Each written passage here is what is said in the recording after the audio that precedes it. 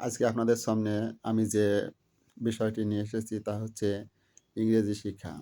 ইংরেজি শিখতে হলে আমাদেরকে সর্বপ্রথম ভোকাবুলারি বা ইংরেজি শব্দ অর্থগুলোকে আমাদেরকে জানার প্রয়োজন। তাই যে যত বেশি শব্দ অর্থ করতে পারবেন, সে খুব সহজে তত ইংরেজি বলতে পারবেন। আর ইংরেজি বলার জন্যে যে বিষয়টি আপনাদেরকে সর্বপ্রথম জানতে হবে সেটা হচ্ছে ইংরেজি স্ট্রাকচার সম্পর্কে বুঝতে হবে যে ইংরেজি সেন্টেন্স কিভাবে গঠন করে।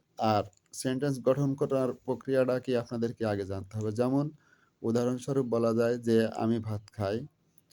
এখানে ভালো করে লক্ষ্য করুন যে আমি ভাত খাই। কাজটা খাওয়াটা হচ্ছে কাজ। আর এই কাজটা কিন্তু আমরা লাস্টে বলতাছি। বাংলা ভাষার স্ট্রাকচারই এরম। আর ইংরেজি ভাষায় যখন বলবেন তখন হবে "আমি খাই ভাত।" অর্থাৎ কাজটাকে আগে আসতেছে। এটুকু জানলেই আপনি ইংরেজি অর্ধেকটাই শিখে ফেলবেন।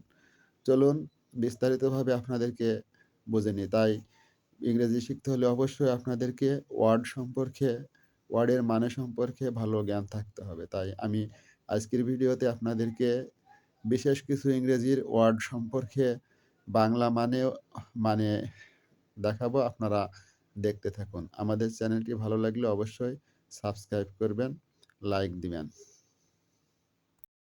ওয়েদার মানে আবহাওয়া, অ্যাটম মানে অণু, লিকুইড মানে তরল, ম্যাটার মানে পদার্থ, হাই টাইড মানে জোয়ার, লো টাইড মানে ভাটা, ডে মানে দিন, লাইট মানে রাত, ডার্কনেস মানে অন্ধকার, লাইট মানে আলো, ডার্কনেস মানে অন্ধকার, নাইট মানে আলো, স্কাই মানে আকাশ, লাইট মানে আলো, সোলার মানে সৌরজগৎ, স্ফিয়ার মানে বায়ুমণ্ডল, পয়েন্ট মানে পুকুর, আইস মানে বরফ, ডিজার্ট মানে মালভূমি, লেক মানে হ্রদ, রেন মানে বৃষ্টি, ইলেকট্রিসিটি মানে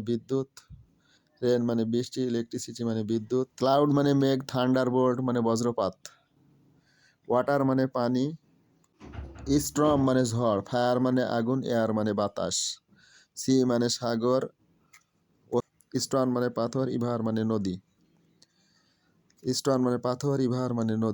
স্টার মানে নক্ষত্র, সেল মানে মাটি, স্যাটেলাইট মানে উপগ্রহ, কমেট মানে ধূমকেতু, প্ল্যানেট মানে গ্রহ, প্ল্যানেট মানে আর্থ মানে পৃথিবী, মুন মানে চাঁদ।